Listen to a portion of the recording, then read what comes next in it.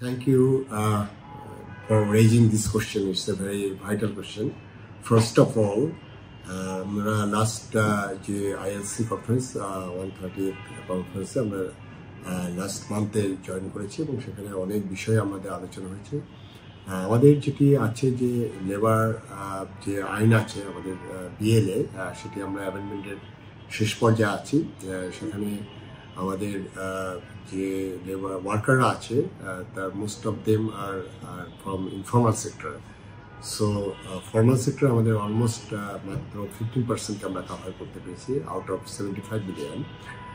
সেখানে আমাদের যারা ফ্রিল্যান্সার আছে অথবা আমাদের যেগুলো আমাদের ই কমার্সের সাথে রিলেটেড, ইভেন আমাদের বিপিওর সাথে যারা রিলেটেড আছে বিজনেস প্রসেস আউটসোর্সিং, তাদেরকে আসলে ফর্মালি ওইভাবে আমাদের রেকমেন্ডেশন নেই। তবে আমরা লেবার আইন যেটা সংশোধন করছি সেখানে আমরা অনেকগুলো ইনফর্মাল সেক্টরকে আমরা ইনক্লুড করছি এবং সেক্ষেত্রে আমাদের এটি তাদের এই যে বিষয়গুলো আছে যে তাদের যদি আমি শ্রমিকের সংজ্ঞায় যদি না আনতে পারি তখন তো তাদের রাইটসটা ইনশিওর করতে পারবো না।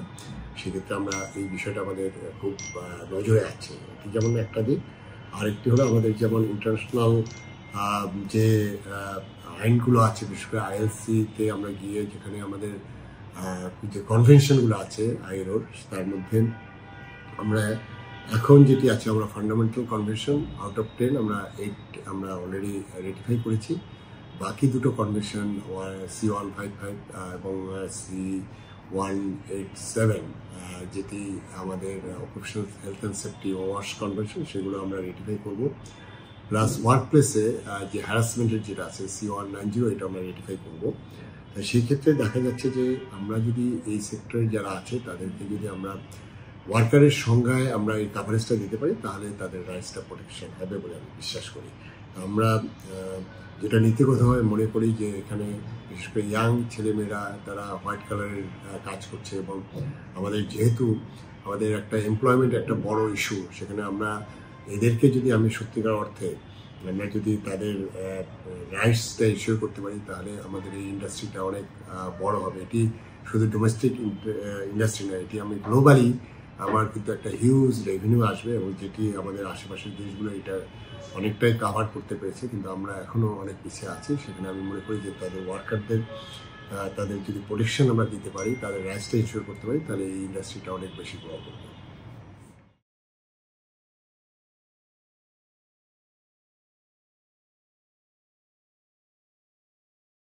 আপনারা জানেন যে লেবার রিফর্ম কমিশন গঠন করা হয়েছে এবং সেই কমিশন আমাদের মাস দেড়েক আগে তাদের ফর্মাল রিপোর্টটা সাবমিট করেছে।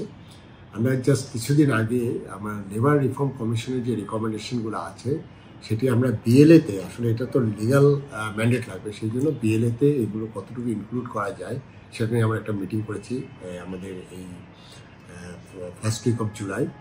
আমরা তাদের রিকমেন্ডেশনে এখন কাজ করছি এবং তাদের রিকমেন্ডেশনের বেসিসে আমরা ফাইনাল যেটা আছে ন্যাশনাল ট্রাইপার্টির যে কনসালটেটিভ কমিটি আছে NTCC বলে, সেখানে আমরা ফাইনাল মিটিং করব। করে আমরা এখানে লেবার রিফর্ম কমিশনের যতগুলো রিকমেন্ডেশন আছে, বিশেষ করে আমি এই সেক্টরের প্ল্যাটফর্ম ইকোনমির সাথে যারা জড়িত আছে তাদেরকে আমরা যতটুকু পারা যায় আমরা সেখানে লেবার লয়ের যে অ্যামেন্ডমেন্ট সেখানে আমরা সেই স্পেসটা আমরা রাখছি।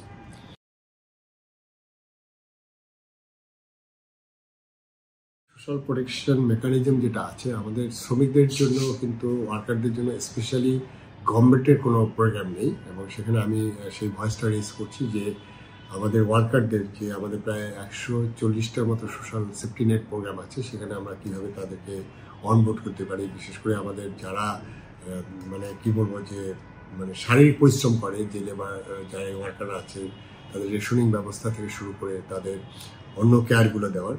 আমাদের মন্ত্রণালয়ে যেটা আছে সেটা হলো আমাদের শ্রমিক কল্যাণ ফান্ড আছে যেটা, সেখানে আমরা অল ওভার যারা ওয়ার্কার তাদের জন্য আমরা 4টা বিষয়ে আমরা প্রোটেকশন দিই। অর্থাৎ তার যদি ম্যাটারনিটি লিভের ইস্যুতে যদি ফান্ডিং করি, আমরা তাদের চিকিৎসার জন্য ফান্ডিং করি, মৃত্যুজনিত কারণে ইভেন আমরা তাদের বাচ্চাদের লেখাপড়ার জন্য একটা ফান্ডিং করি। অবশ্যই এই ওয়ার্কাররা যখন আমাদের ফর্মাল সেক্টরে বা আমাদের লেবার আইনের মধ্যে তাদেরকে যদি স্পেসটা দিতে পারি তারাও সেখানে অ্যাক্সেস পাবে। এর বাইরে যে জিনিসটা হলো যে প্রথম দরকার হলো তার চাকরির নিশ্চয়তা, এবং সেই চাকরির নিশ্চয়তা কখন হবে, তাদের অ্যাপয়েন্টমেন্ট লেটার দেওয়া হয় না, তারা অনেক সময় ফ্রিল্যান্সার হিসেবে কাজ করে, সেখানে আমি মনে করি যে তাদের অধিকারের প্রশ্ন যেখানে আসবে তখন এটা যখনই এটা একটা ফর্মাল সেক্টরে আনতে পারবো, তখন তাদের ম্যাটারনিটি বেনিফিট থেকে শুরু করে তাদের যে কোনো সময় জব যদি চলে যায়, তখন সেক্ষেত্রে তাদের যে সার্ভিস বেনিফিট থেকে শুরু করে তাদের ছুটি, তাদের বিভিন্ন বোনাস, এগুলোর সেই অ্যাক্সেসটা তারা পাবে। আমি মনে করি যে এটা একটা বিশাল ইন্ডাস্ট্রি এবং সেখানে আমরা যদি প্রোটেকশন দিতে পারি, এই ইন্ডাস্ট্রিটা আরও বেশি গ্রো করবে এবং সেটা আমার ইকোনমিকে একটা পজিটিভ বুস্ট দিবে বলে আমার ধারণা। প্রথমত মহিলাদের প্রোটেকশনের জন্য আমাদের বেশ কিছু মেজার আছে, সেটি যেমন আমরা কনভেনশন 190, এটা আসলে ওই যে ওয়ার্ক প্লেস হ্যারাসমেন্টের জন্য, এটা তাদের একটা প্রোটেকশনের জন্য আমরা এই কনভেনশনগুলো আমরা স্বাক্ষর করছি।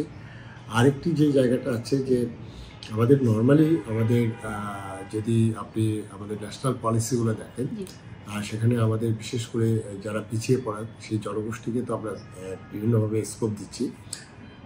সেই ক্ষেত্রে আমাদের যে কোনো জবের ক্ষেত্রে, তাদের ওয়ার্ক প্লেসের ক্ষেত্রে, তাদের হ্যারাসমেন্টের ক্ষেত্রে, সেখানে আমাদের দেশের যে ন্যাশনাল লগুলো আছে তার পাশাপাশি আমাদের শ্রম এবং কর্মসংস্থান মন্ত্রণালয় থেকে আমরা বিশেষ করে ফোকাস করছি শিশু শ্রম, যেখানে আমাদের হোম বেসড ওয়ার্কারের অনেক বাচ্চা মেয়েরা কাজ করছে।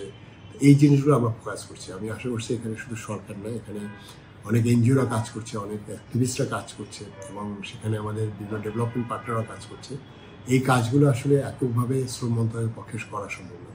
এখানে যেমন ক্রস কাটিং ইস্যু আছে, অনেকগুলো মিনিস্ট্রির বিষয় আছে, আমাদের জিও এনজিওর পার্টনারশিপের দরকার আছে, আমাদের ডেভেলপমেন্ট পার্টনারদেরকেও এখানে আরও বেশি ফোকাস করার বিষয় আছে এবং আমাদের সোসাইটি, আমাদের সবাইকে এগিয়ে আসতে হবে। তখনই আসলে আমরা যেটা উইমেন রাইটসের কথা বলি, আমাদের শিশু শ্রমের কথা বলি, এটা তখন আমরা আসলে নিশ্চিত করতে পারবো। ধন্যবাদ আপনাকেও। আমরা চাই যে বাংলাদেশের ইকোনমিটা আসলে আমাদের শ্রমিকদের হাত থেকেই আসে, সেখানে আমরা যদি তাদের অধিকারকে আমরা সমন্বিত করতে পারি, তাদের অধিকারের বিষয়টি যদি আমরা নিশ্চিত করতে পারি, তারা যদি একটা ট্রাস্ট বিল্ড করতে পারি, তারা যদি প্রোটেক্টেড থাকে, তাহলে আমাদের ইকোনমি আগাবে এবং সেই আগানোর জন্য আমরা সবাই মিলে কাজ করব, সবাইকে নিয়েই কাজ করব, এই প্রত্যাশা আমি রাখছি।